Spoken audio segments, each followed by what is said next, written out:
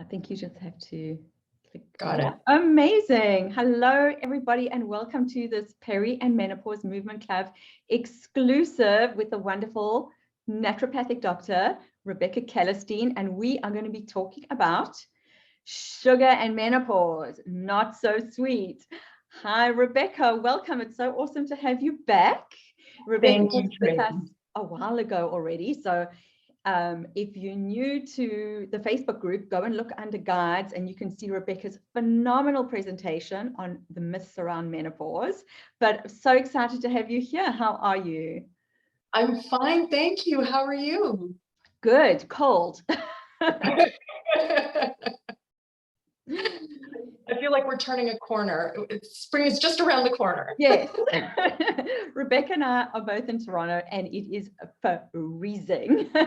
So it's putting a little bit of a hamper on my daily walking, but hopefully we'll get lots of ice out, you know, which makes it a bit difficult. But Rebecca, let me hand it over to you. Thank you. And we can get going. I've been so looking forward to this talk because you know, these perimenopause symptoms that come up can often leave us feeling that we are out of control and that there's so little that we can do. But you are here to tell us the exact opposite. So let me hand it over to you.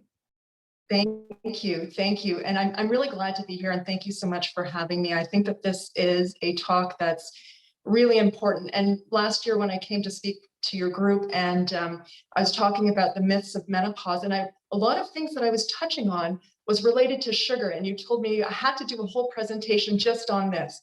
And you know, I think that no matter where we are in our ages and stages, sugar actually wreaks havoc on our health no matter what. But I'm going to be focusing in on what happens to us at this time. So I'm just going to share my screen. Okay, I'm going to. As I work through, here's my screen. Okay, and let me just get my presentation going here. Okay, so I'm hoping everybody can see my screen now.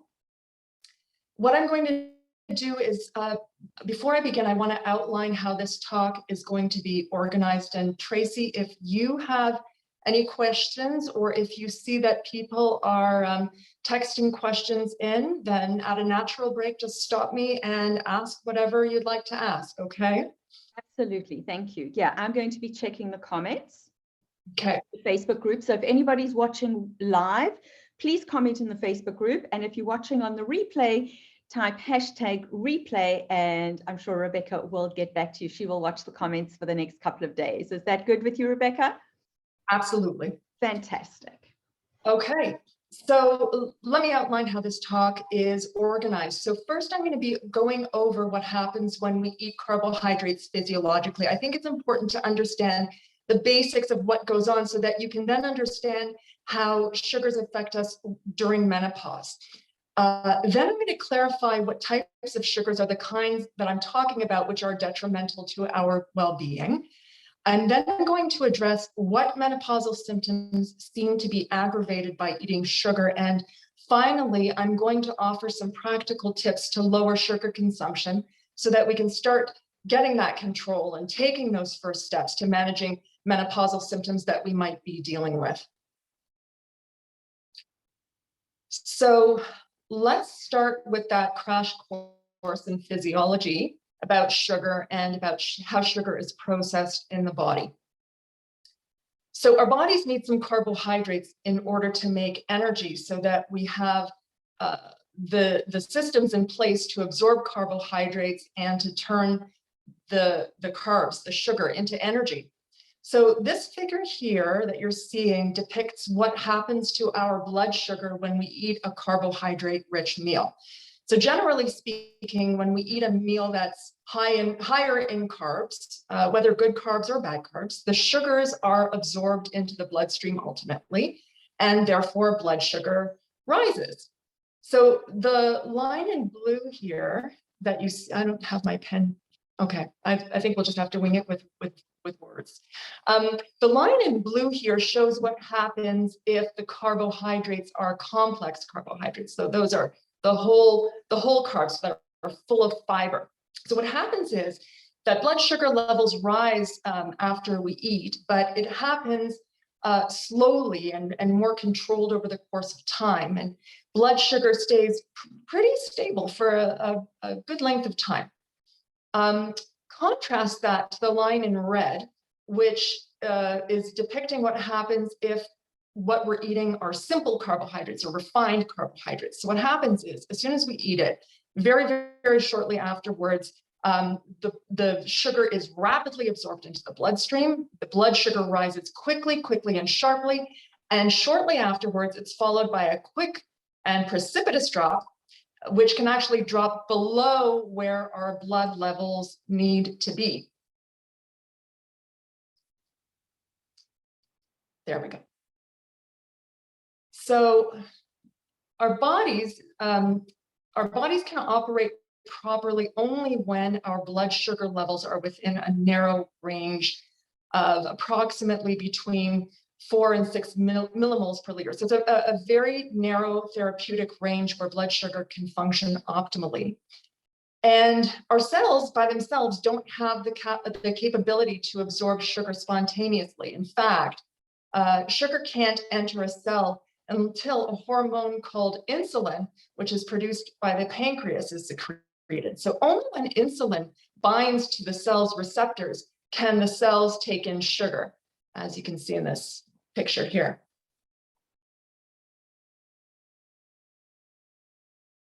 But the thing is that cells absorb only the amount of sugar that they need at that time and no more. So whatever's left over continues to course through the bloodstream. And remember how I said that the body needs to keep the blood sugar balanced at that very narrow therapeutic window. So when the rise of blood sugar is slower and more sustained, eating wholer carbs and having that slower rise, the fluctuations to that blood sugar are more minimal and levels can remain more stable, and the body is able to take in the sugar the way it needs to, and it can maintain its homeostasis easily. But if there's a sudden and large, rapid rise of sugar into the bloodstream, the pancreas is stimulated to produce a large amount of insulin. And because the cells can only take in the amount that they need and no more, as a result, there's this tremendous amount of sugar that remains coursing through the bloodstream, which needs to be addressed immediately. So insulin's other role is to stimulate the liver to take up sugar and turn it into fat. And with that, the liver sucks it up right away. Blood sugar levels drop quickly and precipitously to a point lower than what's healthy, which then triggers carb cravings because blood sugar needs to replenish, and this whole cycle happens again. And over the course of time, as you're cycling through this rise and fall of the carb cycle, regardless of whether a person's in menopause or not, with chronic extreme blood sugar fluctuations, like I was saying before, it has a detrimental effect on our health in many ways. It can increase, actually, for the most part, it increases weight and contributes to obesity because the liver is storing this as fat, and fat is being stored in the body. And when the liver is storing the fat as fat, and the liver is trying to transport that fat out over the course of time, because of the rapid rises and falls, eventually the liver becomes overwhelmed. It becomes a little bit more difficult for the liver to start exporting that fat. So the liver actually starts to amass fat inside the liver, and we start developing a fatty liver. And the liver function actually becomes impaired. And of course, it will aggravate issues that many women face after menopause. And finally, as excessive blood sugar is highly inflammatory to the body, it causes and contributes to the development of diseases that we consider of chronic and inflammatory origin: diabetes, heart disease, and possibly cancer. So I want to clarify, just so that there's no confusion, that the sugars that I'm referring to in this talk are the so-called bad sugars, since these are the ones that cause the rapid blood sugar spikes and drops. So I'm talking about white breads and pastas, dessert, sweetened foods and drinks, Notice how on the bad sugar list that I list both fruit sugar and dried fruit, which is confusing for some people because I'm well aware that people assume that because these are fruit-based that they automatically assume that they are inherently healthy choices. But I want to let you know that that is not the case, that these are in fact more processed foods. So just to clarify, so for example, in a glass of juice, if you think about it, if you ever made your own juice, you know that you would need to juice a lot of fruit in order to get, say, a cup. I know that if I were ever making orange juice, for example, I'd probably be juicing somewhere between 4 and 6 oranges in order to get a 250 milliliter glass of juice. And 4 to 6 oranges is way more oranges than what I would eat naturally. And because I'm taking away the fiber, I have no fiber, which slows down that rapid absorption of sugar into the bloodstream. So when you drink juice, it's the blood sugar spike is as if you've eaten a chocolate bar. And with the dried fruit, you can say, you know, they're high in fiber. So what about that? But the thing is that dried fruit is too easy to overdo. You don't have the water to make you feel full. And they're really high in sugar. So when you're eating all of that dried fruit without the water to make you feel full, and you're eating way more of the dried fruit than if you were to eat it in its fresh form, you're spiking your blood sugar levels tremendously. So I'm not referring to the good sugars, which are the foods containing lots of vitamins and minerals and fiber to process the sugar slowly, the sugars that are naturally found in whole grains, vegetables, and legumes. And as long as you don't have a problem with diabetes, I'm also not referring to fruit.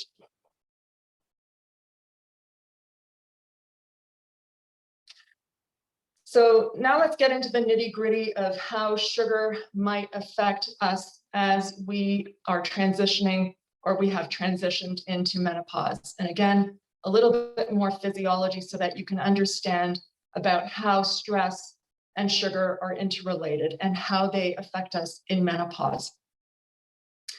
And here's the thing, stress levels tend to go up around perimenopausal times, menopausal times, just because of the change in our female hormones, and I'll explain that shortly. And resulting mood swings seem to happen more often in menopausal ladies compared to how they were feeling premenopausally. It's a common health concern that I see at my office. So here's the physiology on how that seems to work. So cortisol, I'm sure everybody's heard of that hormone. It's a hormone produced by our adrenal glands, and it's basically our fight or flight hormone. So it's in our bodies so that, you know, back in the time when we were hunter-gatherers, if we were being trapped by a bear, for example, and we needed to outrun it, we would need sugar fueling all of our muscles so that we could get the heck out of there and run real fast. And we would also need sugar fueling our brains so that we could think our way out of the situation. So cortisol stimulates the release of sugar into the bloodstream to be used as fuel so that our brain can think and that our muscles can run. But when we're chronically stressed, cortisol chronically dumps sugar into the bloodstream. And as a result, blood sugar levels are chronically higher. Now, just backtracking for a moment, in women who have their periods, who are cycling, their ovaries make a hormone called progesterone. It's one of our female hormones.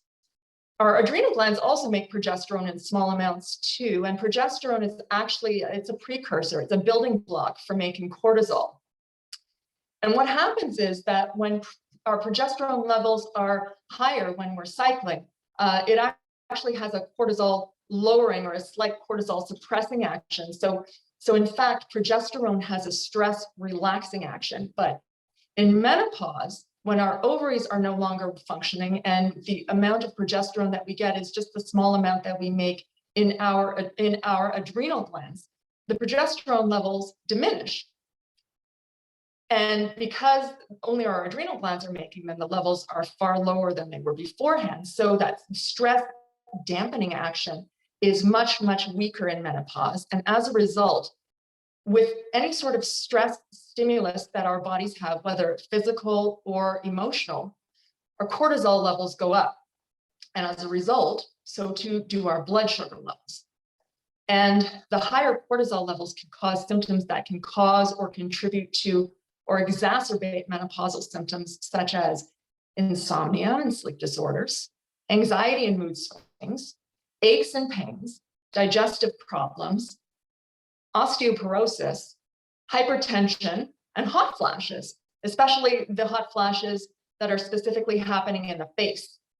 So to tie this back into the consumption of bad sugar, I already told you that when we eat sugar, our blood sugar levels quickly spike and drop. And this instability is a physical stress on the body. And as soon as we have that physical stress on the body, it raises our cortisol levels. And when we raise our cortisol levels, more blood sugar gets dumped into our bloodstream, which causes insulin to spike, which causes that rapid drop. And this whole negative cycle happens over and over and over again, worsening from eating the bad sugar. So it's really important to have a diet that balances blood sugar so that blood levels remain stable.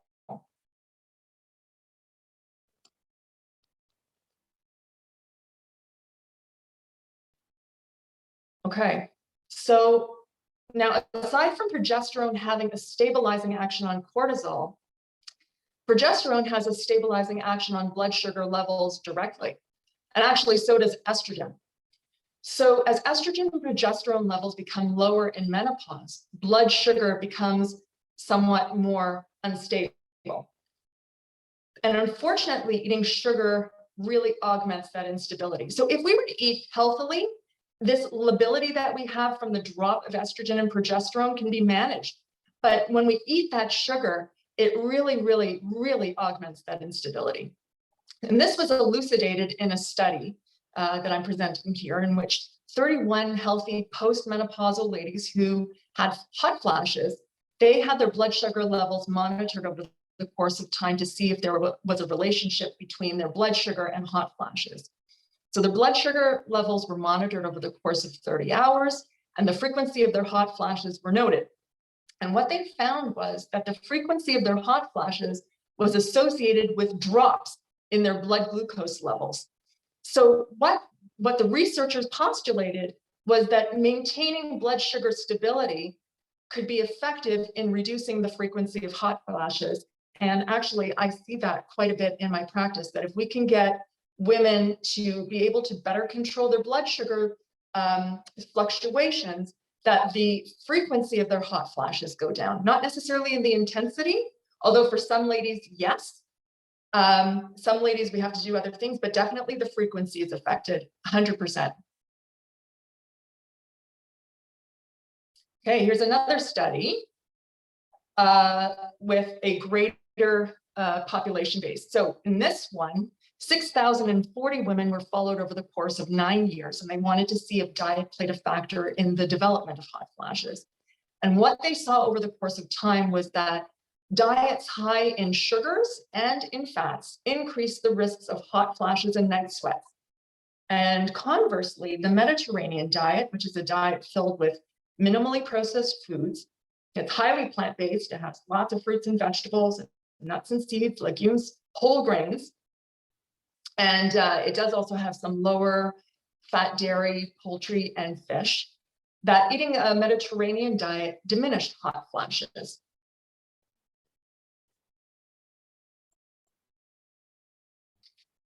Now, I included this slide because obesity is often due to excessive sugar consumption. So in this study, the risk of hot flashes was evaluated in 749 women aged 45 to 60 with varying body mass indices.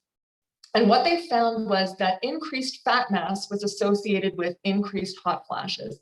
And the most intense hot flashes were felt in ladies with BMIs that are classified as obese.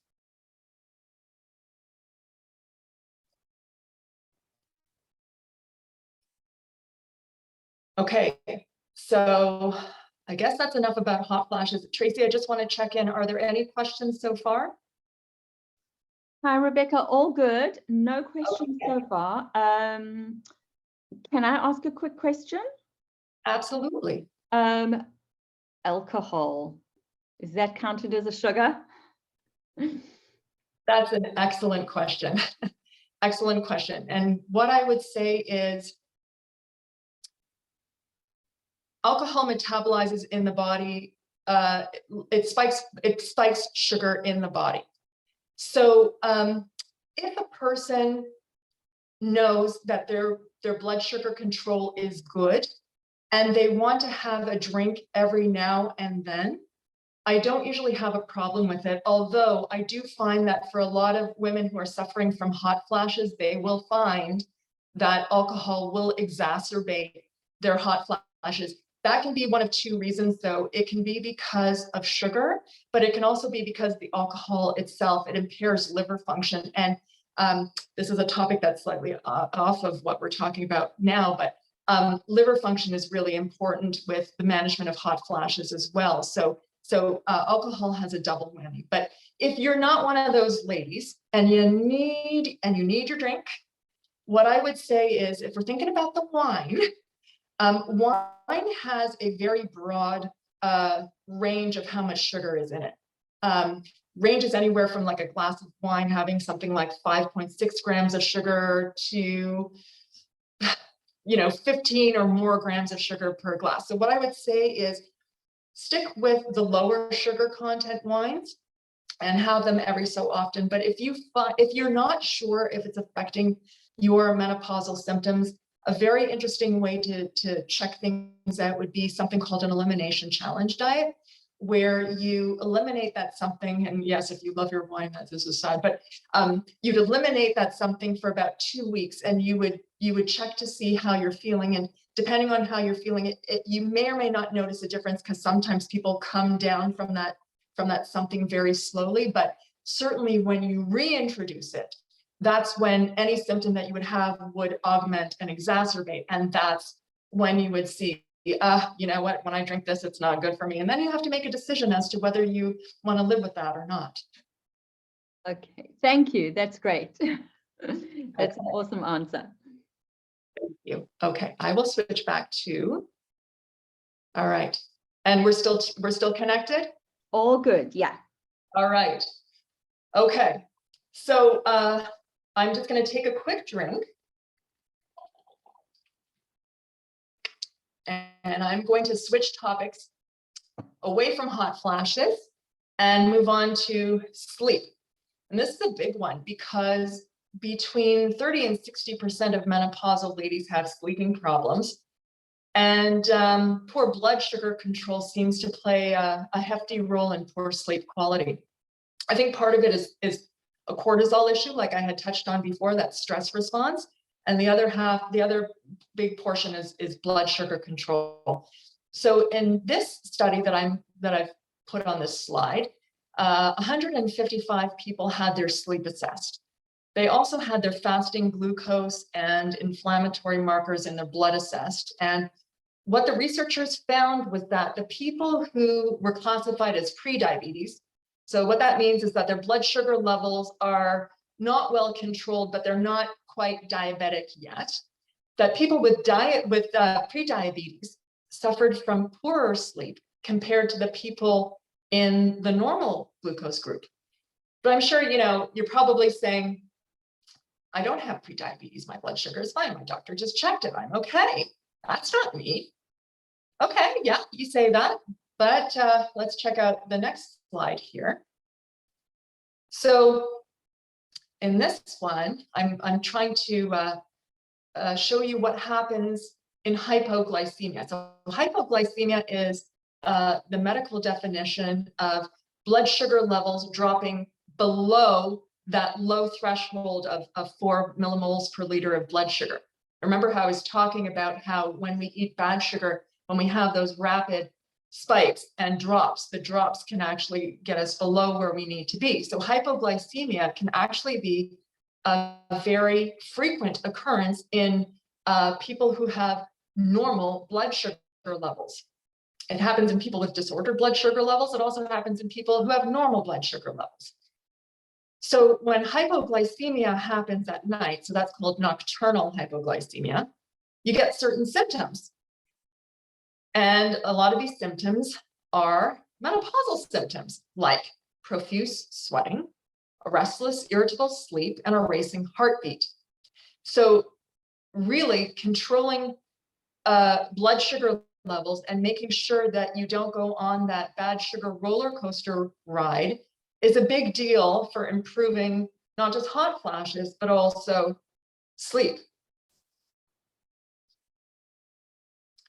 This topic is one that's near and dear to my heart. Memory. I'm sure it's near and dear to everybody. There's definitely a blood sugar connection as to why people have difficulty with their memory as they age. A lot of people chalk this up to aging, but I always say to my patients, it's not an aging problem. It is a blood sugar problem, even in people who have normal blood sugar levels. So this research is extracted from an excerpt of the Rotterdam study, which is a study that was designed to look at factors which affect cardiovascular and neurological and endocrinological, I can't even say it properly, and psychiatric diseases that happen as we age. They look at around 15,000 subjects over the course of decades to see what happens, and they make these links. And the Rotterdam study showed that having diabetes doubles the risk of dementia and doubles the risk of Alzheimer's disease. In fact, there's some research out right now saying that Alzheimer's is actually diabetes of the brain. So again, this elucidates that disordered blood sugar impairs memory. But then obviously people are asking this question, does this impair memory if people are not diabetic? So here's a study from, I think it's New England Journal of Medicine. It doesn't just look at menopausal, postmenopausal ladies, it included men too. So it's not just a woman issue. 839 men and 1,229 women with an average age of 76 at the beginning of the study who did not have dementia, they were assessed. And what they saw was among the participants who did not have diabetes, those who had a higher average blood glucose level, their risk of dementia increased. So even in people who had normal blood sugar levels, if the blood sugar levels, actually the thing that I'm referring to specifically, it's not the random blood glucose level, and it's not fasting blood glucose level. It's something called HbA1c, which is a measurement of how well people control their blood sugar fluctuations over the course of 3 months. So those people who had who were inching up in the HbA1c levels, their risks of dementia increase. So in my practice, what I usually say to people is I want their HbA1c levels to be below a number of 5.5 or below. Anytime they're above 5.5, I start getting a little itchy, because what that means is that their blood sugar levels are starting to dysregulate. Just from a medical doctor's perspective, what they say is that an HbA1c between 6 and 6.4 is pre-diabetes, and anybody who has an HbA1c of 6.5 and higher is diabetic. So I want to catch things before it becomes a problem. But this study showed that even as people were inching above the 5.5 range, that the risk of dementia increased. So that's kind of scary. It's a thing that makes us want to get things in check. So of course, I know a lot of us are now thinking, oh, but I love sugar. I don't think I can live without sugar. And I think part of that is because we're also addicted to it. Unfortunately, when we go through this rise and fall of sugar, we also get a major hit of dopamine when our blood sugar levels go up. And that's the hormone that causes the addiction. But I seriously would like you to put your addictive brain aside for a moment and try to get your logical brains out just for a moment to see that definitely there are more pros than cons. What I would say, though, there is some good news. Tracy, just like how you were asking me about the drinks, the alcohol, and I said, well, it depends who you are, and I say every now and again in moderation. The good news is that unless you are pre-diabetic or diabetic, most of us don't need to have to ditch the sugar completely. As long as we're able to control our blood sugar levels, we don't have to ditch it completely. My rule of thumb is that you want to aim for under 25 grams of added sugar in the day, and I will go over how you can figure that out. And I say added sugar, not from fruit necessarily. I mean, unless you're a diabetic, that changes things, but you want to aim for added sugar under 25 grams a day. So that's the good news. The less good news is that most of us, like I said, probably seriously need to look at ways to reduce the amount of sugar that we eat. So obviously the question is, what can we do? So I've come up with a few practical solutions for you that hopefully you can put in place so that this can become a lot easier for you. And if you choose to have your chocolate bar, at least you know that you're not getting your sugar rises and falls from other areas that you may be unaware of. So let's go through that. And I'm just going to take a quick drink again. Okay. So my first thought is that you're going to want to eat real food. So what does that mean? You want to choose food that looks as close to how it looked when it was picked from the tree or bush, or harvested from the ground, or slaughtered. That's the key, as close to that one ingredient food as possible, because the one ingredient food is far less processed. And when you're eating that one ingredient food, it allows you to have your ability to keep blood sugar levels more stable. Compared to those foods that are more processed, that have more ingredients, which are more likely to have simple sugars in them that are quickly processed into the sugar that absorbs rapidly in the body, that are more likely to have not much fiber to slow down the rapid absorption of sugar, and therefore may more likely be sugar spikers. So eat real food. The second thought that I had is to see how you might be able to cook more often. Because if you cook, you have precise control as to what goes into your cooking. And when I'm talking about cooking, I'm also including things like making your own salad dressings or making your own sauces. When you do that, you have complete control as to the ingredients that you put in, and you can control whether you're putting sugar into it or not.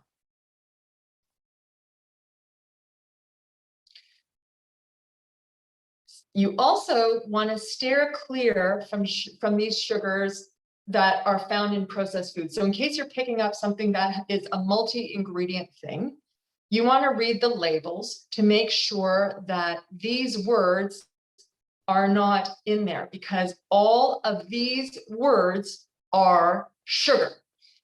Even sugar found in so-called healthy organic packages that you might pick up because I see this bar and it's organic and non-GMO and it has sugar cane juice in it or brown rice syrup.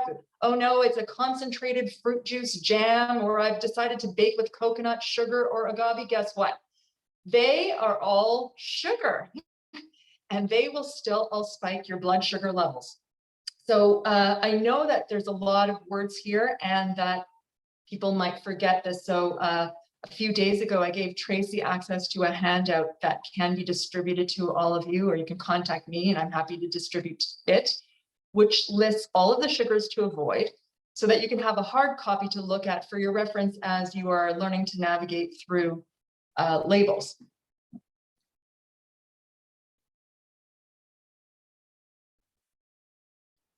You want to be aware of hidden sources of bad sugar in things that you might be choosing. Remember how I said I want one ingredient thing? Well, sometimes that's not possible. Sometimes people pick up multi-ingredient foods. In this list, you'll see that you can say, oh yes, no, I get it. This one, I can see how this is a high sugar food. But in this ingredient list, you'll see that there are some stuff listed here that some people think are healthy, like granola bars. People will go, yeah, no, I changed from a chocolate bar, so I moved to a granola bar. That's better. No, I moved from my white bread. I'm now having certain whole grain breads, or I've been trying to get more probiotics in, so I'll eat a vanilla or a strawberry yogurt. All of these are sources of sugar. So you pretty much have to learn how to read labels to figure out whether they have extraneous sugar in them that you don't need or want. You really, really have to be careful. I also listed smoothies here at the bottom, which a lot of people are moving toward. And the reason I did is because, well, I have to say, it's not all smoothies that are hidden sources of bad sugar.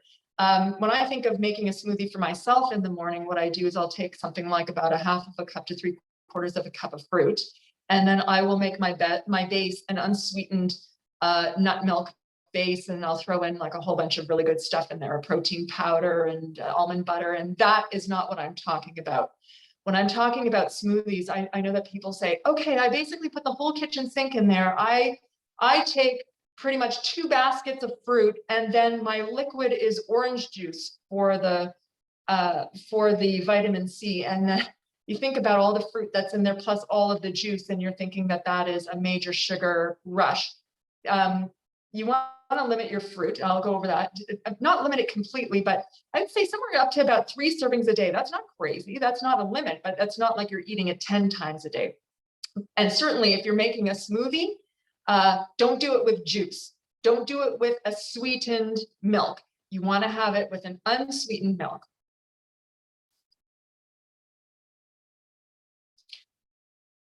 The next thing you want to do is you want to be able to identify extraneous sources of sugar to make sure that you are not inadvertently spiking your blood sugar without you knowing. So I'm going to teach you a little quick way to read labels. And so what I have here is I've got 2 yogurts. So on the left is a sweetened yogurt. I've got strawberry and strawberry banana flavored yogurt on the left, and I've got a plain Greek yogurt on the right. So the first thing that I want to do when I'm reading the label is I want to read the actual ingredient list, and I want to see if I can identify sugar in any of the forms there. That way I know whether there is any added sugar in the product or not. So I'm just going to zoom in, and I think you're probably going to zoom in too. Okay, so I am on the yogurt on the left. I'm reading the strawberry ingredients: cultured, pasteurized, grade A, low-fat milk. Okay, sugar. Oh, so sugar is ingredient number 2 of all of this. And so I know that there is a boatload of sugar in there because usually in the ingredients list, they list the ingredients in order of amounts. I'm going to continue reading. So strawberries. Okay, that's a fruit. Modified cornstarch. So modified cornstarch is a starch that as soon as we chew it, our digestive enzymes in our mouth immediately start breaking it down into simple sugars, which gets rapidly absorbed into the bloodstream. So I know that there are 2 hits of sugar in this strawberry yogurt, and that ignores the lactose, which is the naturally occurring milk sugar, which is fine. And I'm not talking about that. So that is that one. So now I'm just going to just zoom back and come into, it's blurry, but as you can see here, this is the plain Greek yogurt. My first ingredient is skim milk. Second ingredient is milk protein and bacterial cultures. So this yogurt has absolutely no added sugar in it at all. Fantastic. So once I've done that, the next thing that I want to do is look at the nutrition facts label. And I want to do a little bit of math to make sure that added sugars are no more than about 5 grams per 100 gram serving. And I also want to be aware of, remember how I said in the beginning, that I don't want to eat any more than about 25 grams of added sugar in my day. So reading the nutrition facts or doing some math might assist me with this. So let's go to the nutrition facts now. So in the sweetened yogurt, and I'm just going to see if I can do that. Yeah. Okay. So looking at the sugar content here, I see that this has 26 grams of sugar in the product. Hold on, I'm having difficulty here. Here we go. And the serving size is 170 grams. So when I did a little bit of math, I saw that per 100 grams, there are 15.3 grams of added sugar. But you know what? I don't care because I'm not eating 100 grams of this and putting it away. I'm eating the whole container, which is 170 grams. So if I ate this whole 170 gram package, I know that I have just exceeded my added sugar maximum. That's it for me today. When I look at the yogurt on the right, I see that the sugar content is 6 grams of sugar per 175 grams. But wait, I read in the ingredients list that there is actually no added sugar to this. So I know that the sugar that is in here is the lactose, the milk sugar. And as long as I don't have a problem with diabetes, I am really not concerned. And I also don't have a problem with dairy, obviously, that I'm not concerned about this at all. So I did do the math just to show you that this is equal to 3.4 grams of sugar per 100 gram. But honestly, that is not added sugar. And I can let that go. So things like sweetened yogurt versus unsweetened yogurt might be the kicker. By the way, vanilla yogurt is a sweetened yogurt. If you want to make your own vanilla yogurt, take unsweetened yogurt and put vanilla in it. That's the trick. It'll taste delicious. It'll lower the sourness of the yogurt. No added sugar. It's a lot of added sugar just from that little cup of yogurt. And then, of course, what can we do if we need to snack? So I know some of us are addicted, and we have to try to work to lowering that addiction, and it takes time and it takes effort. And if what I have said so far isn't enough, then consider some of these things. First of all, you're going to want to aim for under 25 grams of added sugar a day. That is a hard and fast rule. It does not include the naturally occurring sugars from unsweetened dairy, as long as you can tolerate dairy. And as long as you don't have diabetes or prediabetes, it does not include the sugar from whole fresh fruit. And when I say whole fruit, what I mean is the fruit that has the peel. When you peel an apple, you take away a good portion of its fiber and it becomes more processed.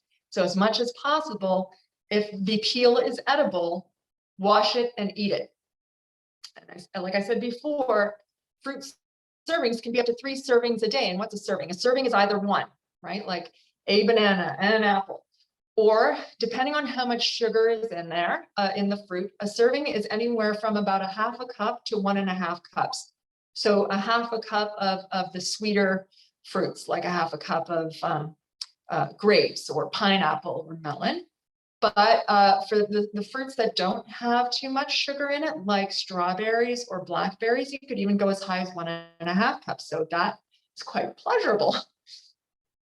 And remember how I said that dried fruit is on the bad list, but remember how I said dried fruit is just fresh fruit where the water has been removed. If you are gung-ho about having that dried fruit, then what you need to remember is that the serving for the dried fruit is the amount as if it were fresh, and that has to count toward one of your fruit servings. So what do I mean? So think about raisins, for example. It's really easy to OD on raisins. Those little boxes that you give to kids are delicious. And in those little boxes, there's probably, I don't know. I've never really counted it. 30 raisins, 60 raisins, I'm not exactly sure. But raisins are dried fruit. They're dried grapes. So think about what you would eat if you were eating grapes. Probably a handful. That's about a half a cup. How much is in a handful? Maybe 8, maybe 10. That is your whole fruit serving, 8 to 10 servings of grapes. Therefore, that is how much raisin you're going to have, 8 to 10. And that counts as one of your whole fruit servings. Frankly, if I were you, I'd probably want to have the whole fruit rather than the raisin, because the whole fruit is so much more satisfying and you feel like you're eating more of it and it just hits better. The only time I would probably go for the raisin would be if I have a serious sugar craving At that point, what I might do is probably take the raisin, know that I'm counting it as one of my whole fruit servings, chop up the raisins into little tiny bits, and maybe grab a handful of nuts, of like whole, raw, unsalted nuts, and mix it in so that it makes that serving feel a lot bigger and there's a little bit of satisfaction in every bite. That's probably how I would work that. So aim for under 25 grams of added sugar a day. Now, I know a lot of us are chocoholics. I am a chocoholic too. I have 2 pieces of chocolate every night. That's just my treat. And my chocolate is 90%. My rule is aim at 80% or higher. I know that everybody says aim for 70% or higher, but I actually disagree with that. I say aim for 80% or higher. Why? Because even though 70% chocolate has far less sugar than regular chocolate, still 4 squares of 70% chocolate has 16 grams of added sugar.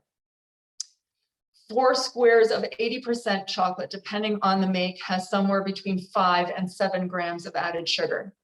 So you've just lessened your sugar by half, more than half. So aim for chocolate at 80% or higher. I know it'll taste bitter, but it actually tastes very rich. And once your taste buds become used to it, and it doesn't really take that much time, honestly. A lot of people, my kids, my daughter, I won't say my son, but my daughter actually prefers the taste of the 80% chocolate over regular chocolate. And my last thought is, if all of this is like, no, I need my treats.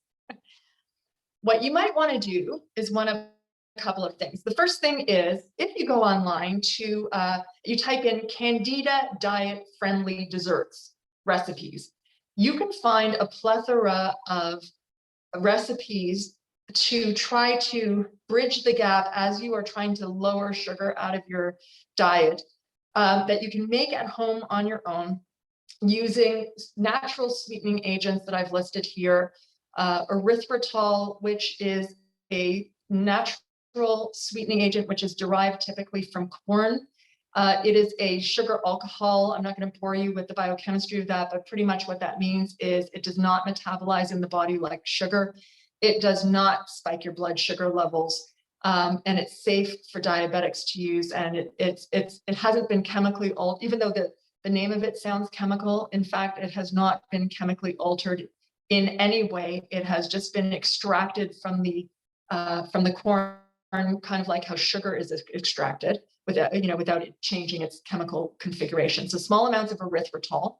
You can also use stevia, which is a herb that has a naturally sweet flavor, or monk fruit extract, which has a naturally sweet flavor. And if you go to the health food store, I've even seen at Costco, this is probably the plug for Costco, the cheapest place to get some of this stuff. You can find larger packages of, they have a mixture of erythritol and monk fruit extract, or erythritol and stevia, which are really great for cooking and baking and using as substitution. So in the Candida diet friendly recipes, a lot of those recipes use these sweetening agents, and that might help bridge the gap. Okay, so then you tell me, you know what, Dr. Rebecca, I do not bake. I am not a cooker. I don't have this kind of time in my life. The other good thing is that more and more low sugar snacks are being made, in which they are being sweetened not with artificial sweeteners. In fact, I would stay far and away from those artificial sweeteners for a wide variety of reasons. Only one of which is that those artificial sweeteners have actually been shown to spike insulin responses and contribute to that cycling of high sugar, low sugar, even though it's not sugar at all, and will still cause all the detrimental things associated with eating sugar and more, which I won't get into.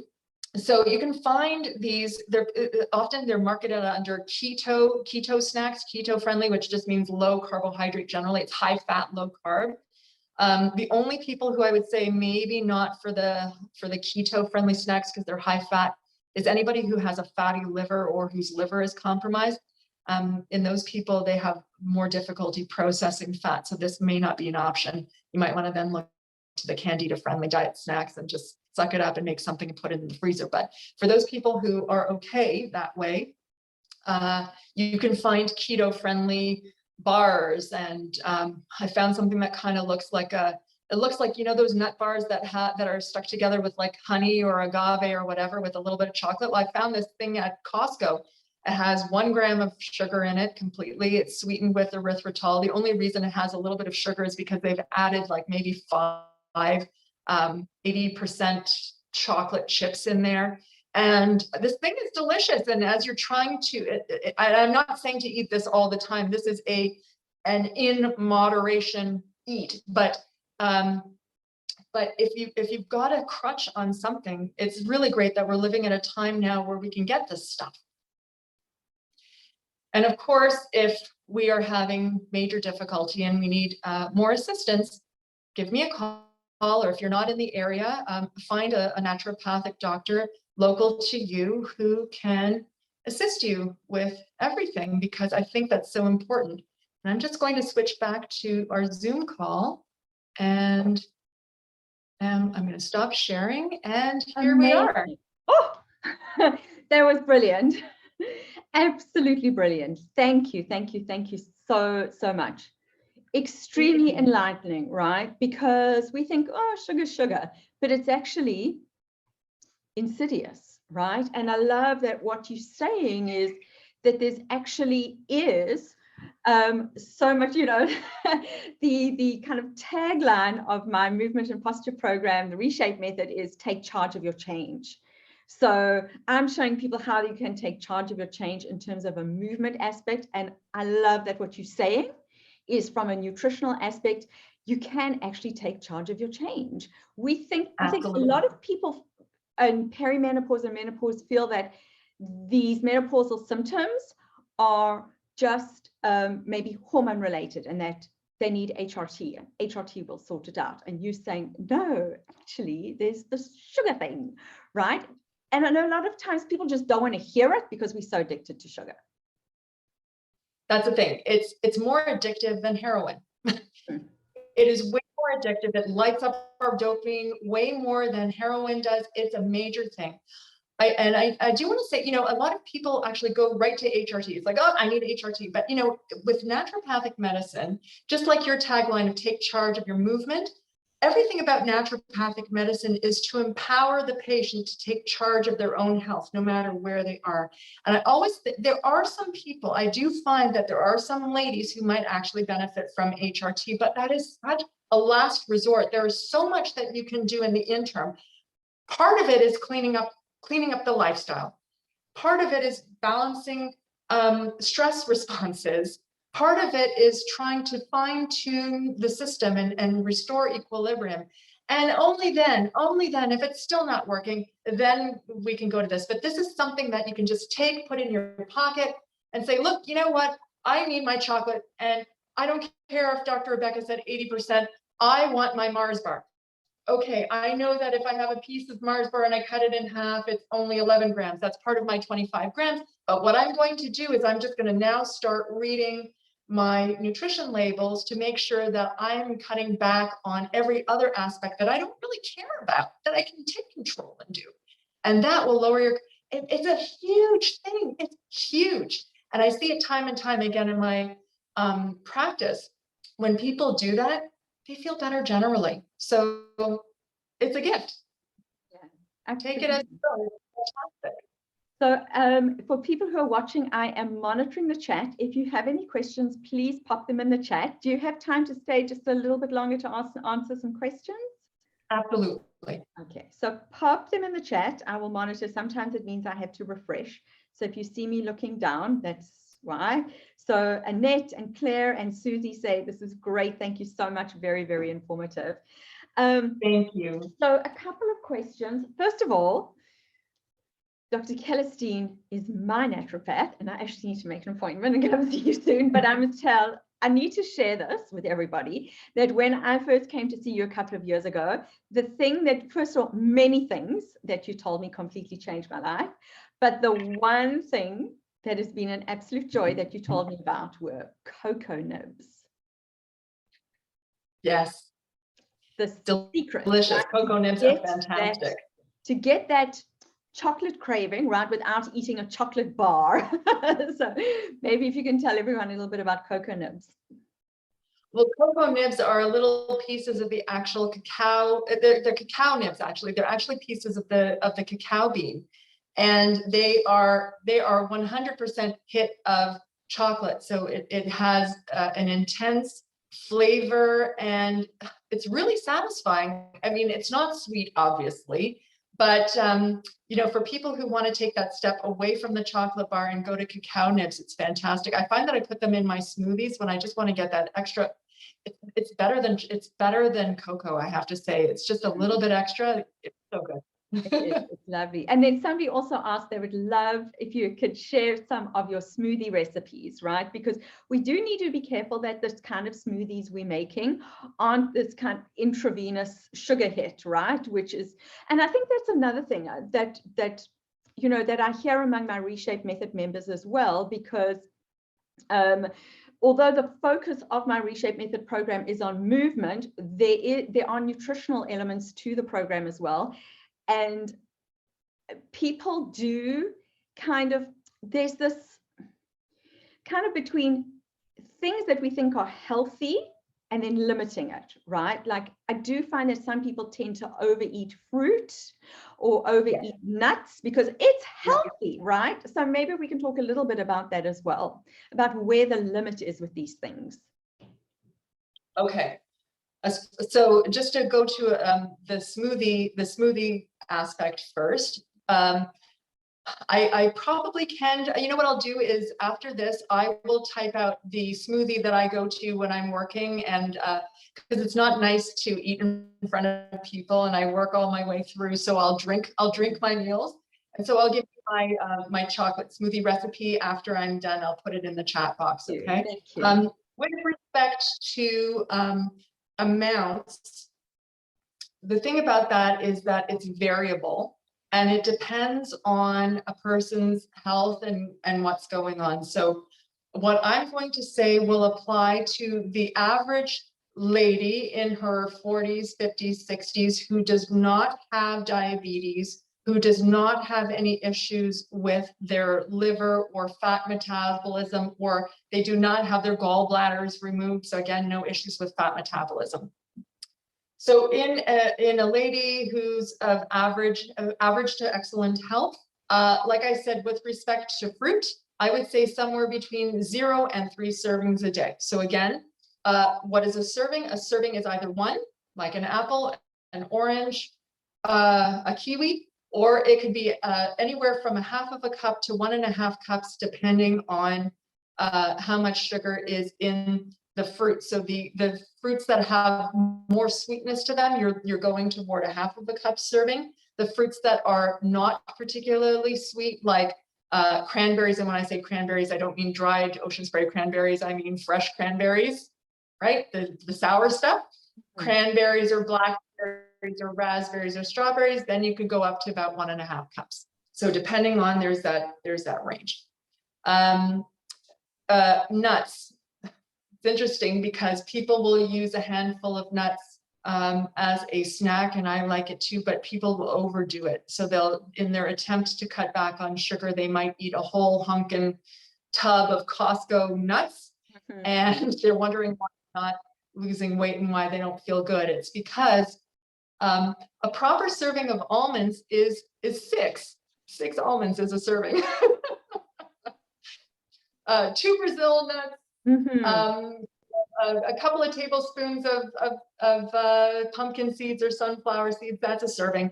And as far as how many servings we can have in a day, again, depending on your body type and what it can do, it could be somewhere between 4 and 6 servings. So that could equal to a pretty small handful of almonds, and that would be your nut serving for the day. Yeah.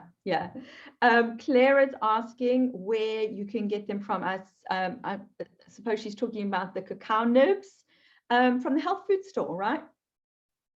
Absolutely. So you said in terms of the fruit, 0 to 3. Can you tell me about the 0? Because I'm actually not a big fruit eater, and then most days I have 0. Is that okay? I mean, fruit has a lot of inherent goodness in it. I mean, it is high in sugar, but they also have a lot of micronutrients and antioxidants in there. But the reason I say 0 is because oftentimes you can get things like your vitamin C and your antioxidants and stuff from vegetables. So I remember when I was younger, the tagline is you want to have 5 to 10 servings of fruits and vegetables a day. If you don't eat fruit, I'm okay with it as long as you are, I mean, but especially if you are diabetic, I'm okay with it. I would say that maybe we could add some fruit in, especially some that have some of the proanthocyanidins, like we're talking like blueberries or raspberries, or just something like that. But maximize your veggies. I always say 7+ servings of vegetables a day, 7+. What's a serving of vegetable? A serving is a half of a cup or 1 cup of raw greens. Well, raw leafy greens. So, so as long as you're eating your veggies, then I'm not super sad that you're not eating fruit. Yes. Yeah, no, I eat lots of veggies, and sometimes I think, well, maybe I should be eating fruit. So it's good to hear that. Okay, so Stacy asks, this is a great question. Can you talk a bit more about keto snacks? I looked at some at Costco, and one that I really liked had 23% of saturated fat, daily allowance, however, 0 grams sugar. So it's this fat sugar trade-off, right? Okay, so if it was saturated fat, saturated fat is typically found either in animal products or coconut oil. So I'm assuming it had a lot of medium chain triglycerides in there, because I can't see how they would have stuck butter in there. So again, the keto diet is one that is a high fat, low carbohydrate, moderate protein diet. So because of that, all of the keto friendly snacks will be high fat. It's not for everybody, because again, depending on your body and what's going on, for some people, they may actually thrive on a keto friendly diet, and on some people, they may not. So what I will say is, in the context of this lecture,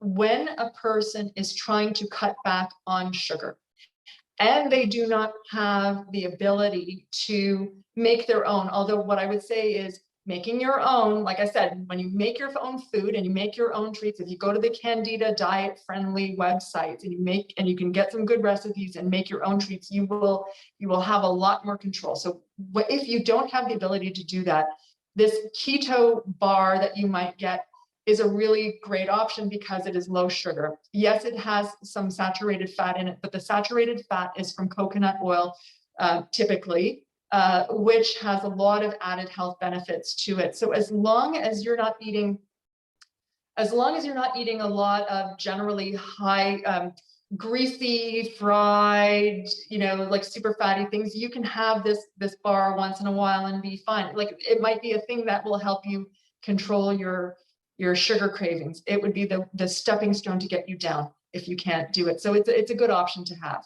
If that doesn't sit well with you, then look at the Candida diet friendly recipes that you can find online. They're great. Amazing. Thank you. Thank you. Any other questions, please ask them in the chat. Otherwise, if you're watching the replay, just go #replay, and you can tag Rebecca Kellerstein, and she can jump in and answer for you. One last question. Oh, the artificial sweetener thing. I've always been of the opinion, if you're going to have the Coke, just have the real Coke and enjoy the sugar, right? Can you talk a little bit about artificial sweeteners? And I know you were kind of like avoiding going down that road, but I think it's important for people to know the truth.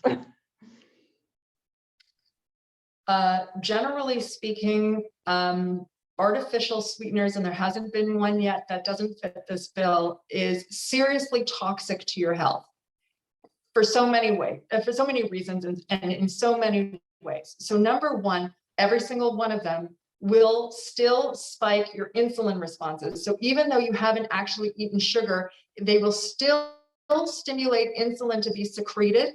Blood sugar levels drop because your liver is still storing whatever sugar is going through your bloodstream as fat. So it's still keeping the weight on. So if you're using it as an alternative to lose weight, well, guess what? It's not working for you.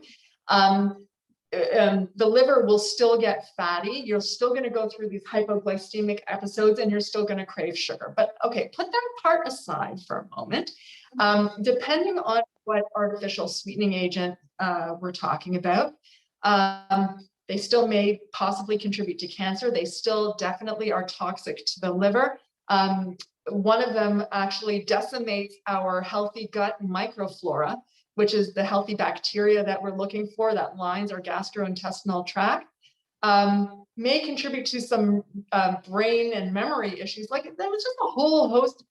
Still may cause attention and hyperactivity issues in people who have a diagnosis of ADHD. Like we're talking about stuff that is a chemical that's been altered to artificially give us the sensation that we're having sweet, but we're not having sweet.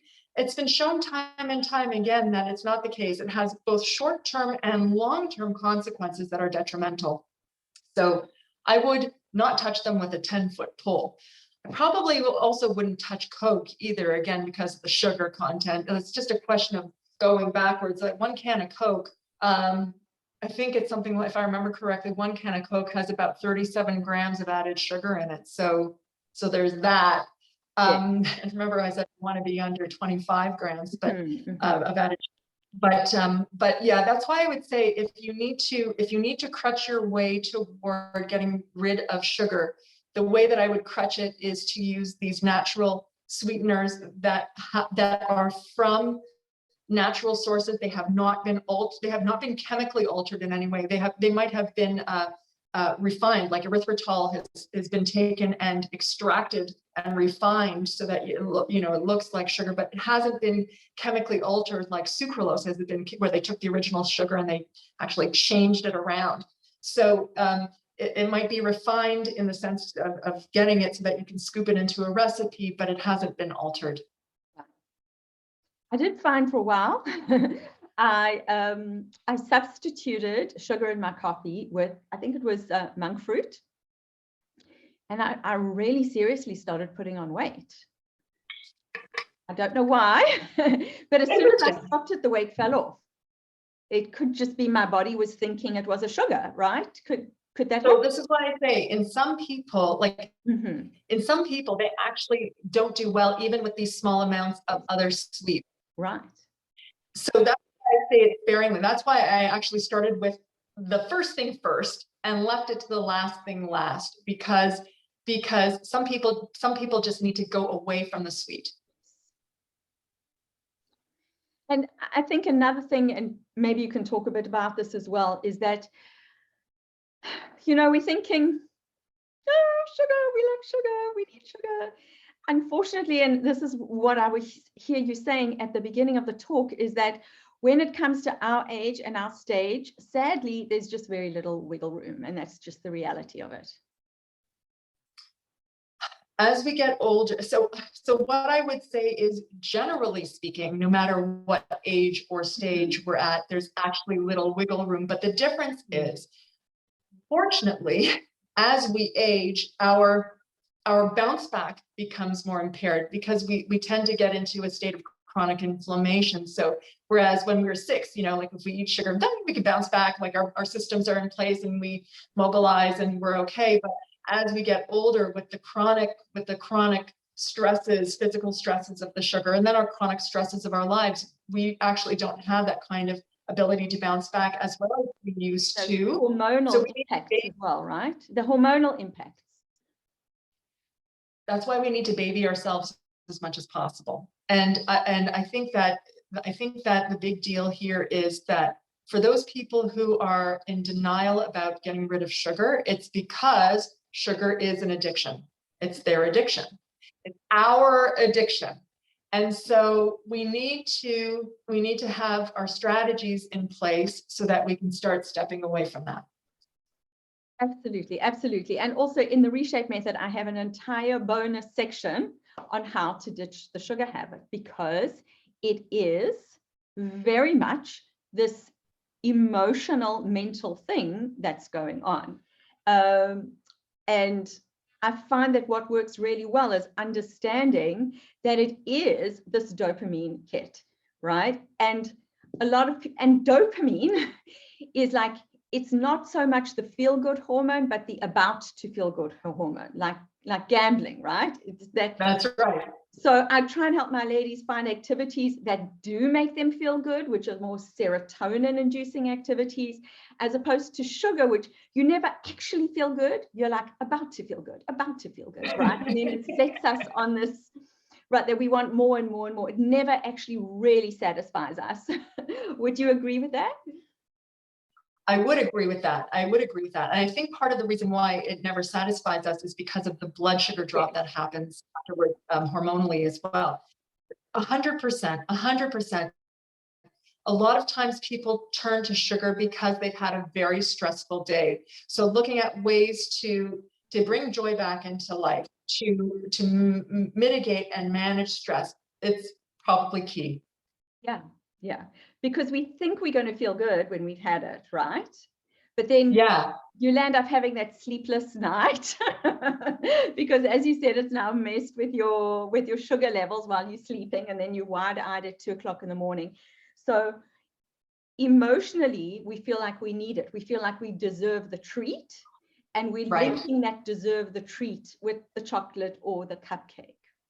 Right. So we have to link that I deserve the treat, I deserve the self-care with other things in order to really be done with the sugar, right? Because it's such an emotional, it's such an emotional thing that's often set in from when we were children, you know, when you hurt yourself and your mom goes, oh, here's a cupcake, feel better. That's right. That's right. Yeah, it's ingrained in us from childhood for sure. Amazing. Yeah, it's a tough one, but would you say, and maybe you can talk a little bit about this and then we'll end. I'm just watching the chat and it doesn't seem like there are any more questions. When someone is embarking on a sugar reducing journey, it seems like this is going to be so hard. Am I going to have to like white knuckle and willpower my way through this forever? Is there a switch that happens where suddenly you find you've gone the whole day and you haven't even thought about sugar? Does it get easier is what I'm asking. Yeah, I think for everybody it's a little bit different. I think what has to happen is when a person goes away from sugar, they also have to make sure that they're going in the right direction with all the other foods that they're eating so that everything stays balanced, because it's much easier to be satisfied when you balance your macronutrients. So you want to make sure, so oftentimes when people are eating sugar, they're not eating a lot of protein. So it might be like a cereal and milk with a scoop of yogurt breakfast, and lunch is probably like a sandwich with some cheese and some cucumbers and tomatoes, and dinner is pasta. So it's carbs, carbs, carbs, carbs, carbs. You just want to make sure that you're balancing. You want to make sure that you're having good amounts of protein throughout the course of the day, because that will help keep you full. Lots and lots of fruits and vegetables, lots and lots of whole grains in their whole form. And good fats, avocado, nuts and seeds, extra virgin olive oil, coconut, fatty fish, like these things will help keep the balance. And so it's really important as you step back away from sugar to make sure that you are eating in a healthful way throughout the course of the day. That will make it so much easier. Maybe having the odd Candida diet friendly treat to get you over the hump. And what you'll find is after a few weeks, just like you've gone through detox, like if you've gone through detox for a drug, you will find that over the course of time, where the first little bit, it'll be like, oh, I'm flying the walls, I need some sugar. By the end of that second or third week, I think you're going to feel much more relaxed about the whole thing. And it'll be that much easier. So I don't think it'll be a 1 minute of, light goes off and the world is great. It's more of a sustained approach. What I would say is keep at it, have those cushions in place for you know, when that craving comes, something that you can go to as you start weaning away. Make sure that your diet is good and balanced. If you need help with a professional, seek one out in order to help you with that. If you're looking for specific meal plans, you might want to go to a nutritionist. I know, shout out to Bonnie Weisner, she's fantastic. If you wanted to have more like a broad spectrum and evaluate everything with the scope of your health, you might want to see a naturopath and get that done. But somehow you want to keep everything nice and balanced. And over the course of time, you will find that eventually food that you didn't think was sweet, you'll be able to taste the sweetness in it, and you won't really need that sugar. You won't. It'll come. Wonderful. Thank you. Thank you. That My is pleasure. good news, really. Because I thought I would never be able to get off the sugar, but it happens. It happens. It does. It does. And it's a process for everybody. Right. And what's amazing is like having a day, having gone a whole day. And as you said, it does have to be buttressed by improving your general nutrition, right? To go to bed at night, you know, I didn't once even go to the snack cupboard today. Like, how come I didn't take myself off to the snack cupboard? And then you know that you're starting to do things right. But absolutely, seeing a nutritionist or seeing a naturopath is so important in this process, because as you were saying, it's like, it's not only what you aren't eating, right, in terms of cutting the sugar, but it is what you are eating to make you feel satisfied and not want those cravings, and to just balance that sugar. So I love that message. Thank you. Well, it doesn't look like there are any more questions in the chat, but thank you so much for coming to talk to us today. I think this was such an important talk. We really appreciate your time. Thank you. And I hope that everyone will get lots of benefit out of this, because this is a game changer, right? Thank you. And thank you so much for having me. It was really a pleasure to be here. And I hope that you and everybody who's watching took a nugget home with them, just to make that little change in their life, which hopefully will have a lasting impact. Amazing. Thank you so much. And I hope you'll be able to come talk to us again. That's great. Anytime. Thank you. Bye.